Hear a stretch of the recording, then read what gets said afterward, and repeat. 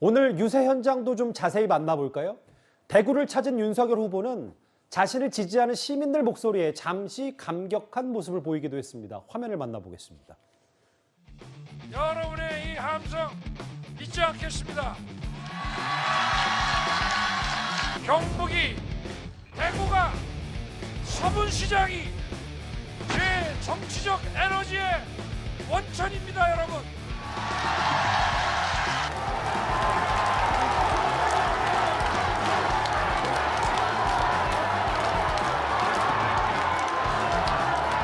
가슴이 벅찹니다. 결승 테이프. 제일 먼저 죽기 살기로 뛰어서 끊겠습니다. 그런데 대구를 찾기 전에 오늘 윤석열 후보는 제주를 먼저 방문했습니다. 거기서 이런 말을 했는데요. 이 말을 두고 오늘 윤 후보의 이 발언을 두고 여야가 치열하게 맞받아쳤습니다. 먼저 화면부터 만나보겠습니다. 민주당 사람들은 국민들의 지지로 제가 대통령이 되면 180석을 가지고 제대로 정부를 운영할 수 없게 방해를 하거나 심지어는 우리 당의 이탈자들을 모아 저를 탄핵을 칠 수도 있다고 떠들고 다닙니다. 저는 하라면 하라 이겁니다. 저의 정치적 지지 세력이 바로 주권자입니다, 여러분. 윤 후보가 탄핵이라는 단어를 일단 썼습니다. 민주당이 거대 여당으로 180석으로 날 탄핵한다 떠들었다. 하라면 하라. 난 누구에게도 빚진 것이 없다. 장혜철 평론가님, 어떤 의미입니까? 이 윤석열 후보의 이 발언이요. 그러니까 민주당의 송영길 대표를 비롯해서 주요 정치 인사들이 지금 계속해서 국민의힘이 정권 교체하게 되면 윤석열 후보가 대통령으로 당선이 되면 여소야대 전국이기 때문에 제대로 일을 하지 못할 것이다라는 반협박성 발언을 유세마다 계속해서 해오고 있거든요. 그러니까 범여권, 지금의 범여권이 180석열을 가진 야당이 되어서 이 새로운 윤석열 정부의 발목을 잡고 또 계속해서 위협을 가하겠다는 그러한 메시지를 줄기차게 내왔습니다. 그런 측면에서 이 여당이 의석수 가지고 마치 의석수 많은 정당이 대통령 돼야 되는 것처럼 의석수가 상대적으로 적은 야당에서 정권 교체하면 심지어는 탄핵까지도 갈 수 있는 어떤 위기 상황이 오는 것처럼 국민의 불안감을 조장하는 것에 맞서서 전혀 걱정할 필요가 없다. 국민의 지지로 정권 교체하고 대통령에 당선이 되면 국민의힘 의석수가 한 110여 석밖에 안 된다 할지라도 국민의 지지를 원동력 삼아서 거대 야당과 맞서서 충분히 국정 운영할 수 있다는 그러한 이 지지층과 국민들을 안심시키기 위한 메시지였다고 해석이 될 것 같고요. 지금 사실 오세훈 서울시장이 지난 재보궐에서 압도적인 표 차이로 당선이 됐음에도 불구하고 이 시의회를 장악한 민주당 시의원들이 시장이 하는 것마다 방해하고 있지 않습니까? 그러면서 저는 감히 예상해보자면 다음번 지방선거에서 민주당 서울시의원들 굉장히 참담하고 혹독한 결과를 받아들이게 될 거라고 보는데 어디까지나 예상입니다. 네, 저의 예상이고 전망이죠. 만약 국민의 지지를 받아서 당선된 대통령을 야당이 의석수를 가지고 핍박을 하고 그 이상의 어떤 발목 잡기를 한다면 국민들이 가만 놔두겠습니까? 국민들이 심판할 것이다. 그러니까 걱정하지 말고 의석수 생각하지 말고 정권 교체에 힘을 보태달라는 그러한 메시지로 해석할 수 있습니다. 그러니까 정보부장 말씀은 탄핵이라는 단어가 방점이 있는 게 아니라 지금 여당에서 안정적인 국정 운영을 위해서는 거대 여당이 집권도 해야 된다, 재집권해야 된다 이 말에 맞서서 한 발언이다. 근데 서영주 대변인 여기 민주당은 헛된 망상에 빠진 것이다라고 바로 반박을 했거든요. 탄핵에 초점을 맞추면 망상에 빠진 게 맞죠. 언제 저도 이제 저 얘기를 듣고 나서 우리가 누구 어떤 개인 의원께서 혹시 뭐 탄핵 얘기를 꺼내셨나고 한참 찾아봤어요. 꺼낸 적도 없고 그리고 탄핵이라는 것은요 국가적인 뭐라자면은 국가에서 안 좋은 일입니다. 박근혜 국정농단으로 해서 탄핵 사건이 있었잖아요 대통령에. 국민들이 너무나 힘든 시간을 거쳤는데 무슨 탄핵 얘기를 또 꺼냅니까? 저희가 이제 얘기했던 것들은 현실을 보자는 것이죠. 저희 자체가 172석이죠 정확하게. 윤석열 후보께서 저렇게 지금 그 현장에서 말씀하시는 걸 보면 거의 뭐 보수 유튜브의 어떤 좀 거친 언어들로 표현하시거든요. 과연 되신다 하더라도 결과는 모르지만 되신다 하더라도 과연 172석이 되는 여당과 협치와 통합이 될 것인가 그런 부분들은 윤석열 후보 자체가 처리하는 것이고 저희가 또 첫 번째로 얘기하는 거는 현실적으로 의석이 많다 보면 보십시오. 그 코로나 이후에 대한민국은 지금 안정이 필요한 것이지 정치적인 갈등과 반목이 필요하지 않습니다. 현실은 그렇지 절대 않다는 현실은 말씀이십니까? 그렇죠. 그런데 윤석열 후보가 됐을 때 저런 식으로 통합과 어떤 전체적인 메시지가 민주당을 박살내고 민주당과는 척을 그런 뉘앙스로 가신단 말입니다. 예. 그러면은 대한민국은 3월 9일 이후에는 혼돈에 빠질 수 있다. 그런 얘기를 현실적으로 저희는 얘기를 하는 것이고, 그거는 이 저희들의 주장에 대해서는 국민들께서 판단하시면 되는 거거든요. 네. 그래서 저희는 탄핵 얘기를 한 적이 없다. 그래서 너무 나가셨다. 좀 그런 말씀 드리고 싶습니다. 중요한 사실관계는 꼭 확인해야 되니까 예. 서영주 대변인님이 아시는 한 네. 여권 인사 어느 누구도 탄핵이라는 단어를 언급한 적이 없다. 이게 뭐 사실이라는 말씀이신가요? 그렇죠. 통상적으로 이제 또 선거를 앞두고요. 상대 후보한테 탄핵이라는 걸 쓰는 것은요. 예. 바보들이나 하는 전술이죠. 그런 일을 할 수가 없습니다. 그래서 장 본부장님께 그럼 짧게 과대해서 여쭤볼게요. 가는 예. 것이죠. 예. 알겠습니다. 예. 탄핵이란 말을 여권 인사 그 누구도 한 적이 없다는데 그럼 윤석열 후보는 어디서 이 말을 듣고 하는 건지 짧게만 그거 한번 답변을 좀 부탁드릴까요? 그러니까 지금 뭐이 국면에서 선거 유세 기간에서 탄핵이라는 단어를 썼다기보다는 계속해서 예. 얼마나 후보 경쟁력이 없으면 의석수 가지고 국민들에게 반협박을 할까 싶고, 지난해 이제 대선 국면이었던 지난해 9월, 10월 같은 경우에는 민주당의 주요 대선 주자 중 한 명이었던 김두관 의원께서 실제로 대선 경선에도 참여하셨었죠. 예. 윤석열을 정치적으로 탄핵시켜야 된다는 공식 발언을 여전히 지금도 블로그에 올려놓고 계시거든요.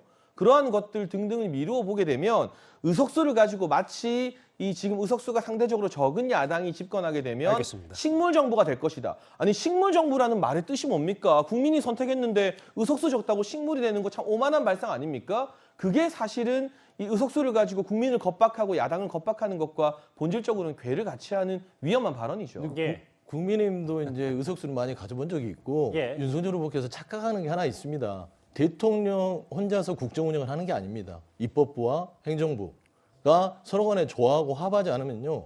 나라가 계속 양당 간의 쟁점으로 정쟁만 하다가요. 한 2년 넘게 또 혼란스러울 겁니다. 선출된 권력들은 존중을 해줘야 된다 이 말씀이신 그렇죠. 거죠? 존중해야 예. 되니까 그런 부분에 있어서의 우려를 알겠습니다. 국민들한테 알려줬다. 그래서 탄핵 부분에 대해서는 좀 너무 과하게 해석했다. 그런 말씀드립니다. 두 분 말씀 잘 들었습니다. 알겠어요. 대선 막바지까지도 두 후보 주거니 받거니 말 한마디도 지지 않았습니다. 화면 이어서 보겠습니다.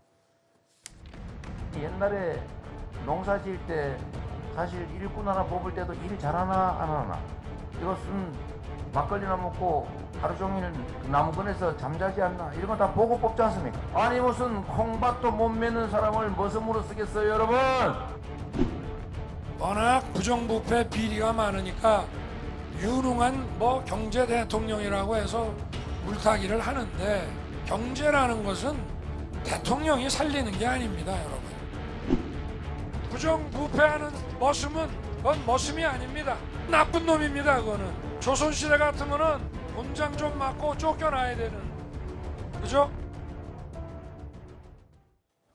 메시지 살펴봤고요. 최병모 의원님. 지도가 나왔고 이재명, 윤석열 두 후보의 지역 유세 횟수를 종합한 결과들이 있는데 대략적으로 보면 수도권에 특히 서울의 이재명 후보는 유세를 집중했고 대구, 경북, 부울경, 윤석열 후보는 이 횟수가 좀 이재명 후보보다 눈에 띄게 많거든요. 어떻게 좀 저희가 해석해야 될까요? 그렇죠. 잘 아시다시피 사실은 우리나라를 서울공화국이라고 얘기하는 그 표현도 있습니다. 그럴 정도로 이 수도권 인구가 전국 유권자들의 거의 절반 정도는 되죠. 예. 그러다 보니까 당연히 수도권이 중요하고요. 특히 국민의힘으로서는 이 수도권이 지금 부동산 정책 등등으로 인해서 그 어떤 민심 이반 현상이 꽤 있는 곳이다 이렇게 판단을 하고 있거든요. 그리고 그 우리 한국 헌정사를 보면 사실 지금 국민의힘 계열에서 수도권에서 압승을 한 경우가 2007년 정도밖에 없어요. 이명박 후보. 그렇기 때문에 그때는 이제 뉴타운 열풍으로 그 압승을 했었죠. 그 위에는 항상 수도권에서 국민의힘 계열이 약간 뭐 뒤지는 이런 결과를 낳았거든요. 근데 이번에는 윤석열 후보로서는 수도권에서 뭔가 그 앞서 나갈 수 있는 아주 좋은 기회다라는 차원에서 아마 수도권 유세에 집중을 한 것으로 보이고요. 예. 그거 이면으로 보면 결국 이재명 후보는 수도권 방어를 해야 되는 거예요. 늘 민주당 계열은 수도권에서 우세했었거든요. 예. 여기가 유권자들도 많고 그다음에 여기서 우세하지 않으면 여기서 우세한 걸 바탕으로 해서 뭐 호남에서의 압도적 지지 뭐 이런 걸 기반으로 해서 대개 민주당 후보가 당선되는 경향을 보였기 때문에 이재명 후보로서도 이 수도권 전선이 무너지면 예. 그러면 어렵다 이런 판단에서 아마 수도권에 집중 유세를 벌이지 않았을까 이렇게 생각을 합니다. 이재명 후보 쪽 얘기도 좀 더 해보겠습니다. 어제 신촌 유세에서 피습을 당한 송영길 대표인데요. 하루도 안 돼서 하루도 채 지나지 않아서 오늘 머리에 붕대를 감고 이재명 후보 유세 지원에 나섰습니다. 화면 보겠습니다.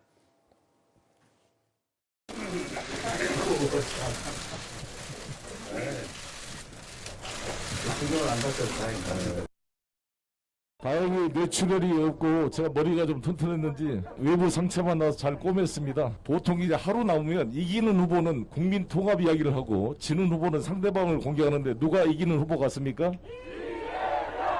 그렇습니다. 천만다행입니다. 송영길 대표. 일단 하루 만에 유세 현장에 복귀했고 본인 뭐 몸을 불사르겠다라는 표현까지 썼는데, 근데 장 변호사님, 이 송 대표 피습 건 말고도 오늘 보니까 일부 온라인 커뮤니티에서 윤석열 후보를 살해하겠다는 화염병 협박글이 올라왔더라고요. 어떻게 된 사연입니까? 일단 정치 진영을 떠나서 있을 수 없는 일입니다. 일단 송 대표가 그래도 피습을 당한 거에 대해서는 그 피습을 했던 그 유튜버는 이미 경찰에 신병이 확보가 돼서 구속영장이 청구될 가능성이 매우 높은 상황이고요. 예. 그리고 이제 윤석열 후보에 대한 협박성 글은 이제 화염병 사진을 올려놓고 윤석열 후보를 뭐 살해하겠다 뭐 이런 식의 글을 올린 것인데, 저 사진이네요. 예, 그렇습니다. 이 부분도 사실 우리가 이제 선거와 관련돼서 선거운동을 방해하는 모든 행위들은 당연히 이제 공직선거법상 가중처벌되게 되어 있고, 뭐 그 더해서 사실 이건 민주주의의 근간을 흔드는 행위들이기 때문에 이건 정치 진영을 떠나서 절대 용서할 수 없고 용납해서는 안 되는 행위입니다. 경찰에서 이미 수사가 들어갔다고 하는데 예. 저 그 작성자를 반드시 체포해서, 그다음에 이게 어떤 경위로 했고 어떤 뭐 배후가 있는지, 또는 뭐 본인이 뭐 정말 의지에 의해서 올렸는지, 어떤 글을 올렸는지 의도나 이런 것들을 파악을 해서 엄벌에 처해야 될 것으로 생각이 듭니다. 지금 소주병에 보니까 소주병에 액체가 담겨 있고, 화면 잠시 다시 한번 볼까요? 여기에 뭐 천으로 막혀 있는 사진까지 올리면서 본인은 이걸 화염병이라고 주장을 했는데, 일단 경찰이 수사까지 나섰습니다. 대선 코앞에 두고 이런 불상사들이 예고되거나 벌어져서는 절대 안 되겠죠. 이렇게 여야가 막판까지 총공세를 펼치는 가운데 이재명 후보의 선거 홍보를 돕고 있는 손혜원 전 의원이 오늘 한 홍보 영상을 올렸다가 여러 뒷말이 있습니다. 영상부터 보겠습니다. 이번 남인 당신, 과거에 얽매이지 말아요. 여자들이 당신을 싫어한다고 생각하세요? 그렇지 않아요. 만약 당신이 이번 선거에서 1번을 선택한다면 많은 여자들이 당신을 좋아하게 될 거예요. 그럼 당신은 자기 부정이나 분노에서 벗어나 지금보다 훨씬 더 나은 삶을 살아갈 수 있게 될 거예요. 손혜원 전 의원 유튜브인데, 일단 저 영상 올렸다가 지웠어요. 근데 장혜철 평론가님, 논란을 얘기하기 전에 온라인 커뮤니티에서 뭐 1번 남, 2번 남 같은 얘기들이 회자가 되는 모양인데, 그것부터 좀 알아보고 이게 왜 더 논란인지를 좀 설명을 해주셔야 될 것 같은데요. 이게 단순히 온라인 커뮤니티뿐만이 아니라요. 민주당의 정신적 지주로 불리는 김어준 씨나 유시민 씨 같은 경우도 방송에서 대놓고 이 1번 남, 2번 남 이야기를 하더라고요. 쉽게 말해서 윤석열 후보를 지지하는 이 20대, 30대 청년들을 2번 남이라 지칭하면서 외모에 문제가 있거나 사회생활 잘 못하거나 뭔가 부족한 것 아니냐라고 하면서 비하하고 폄하하고 조롱하는 그런 내용인 겁니다.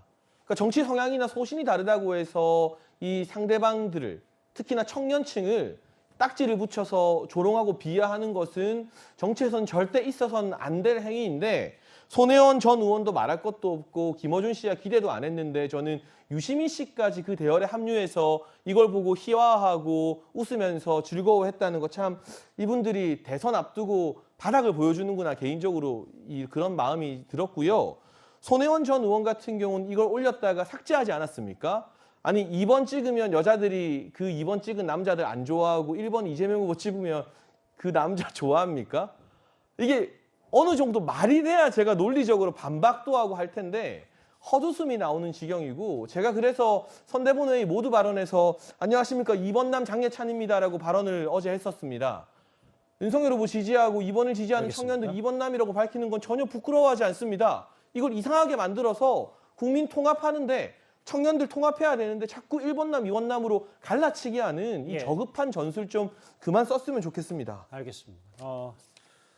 선거 막판까지도 뭐 일단 홍보전 네거티브 과열 양상이 있습니다. 저희가 오늘 유세 현장과 점점 광화문으로 집결하고 있는 각 후보들의 유세 현장 얘기까지 첫 번째 이슈로 만나봤습니다.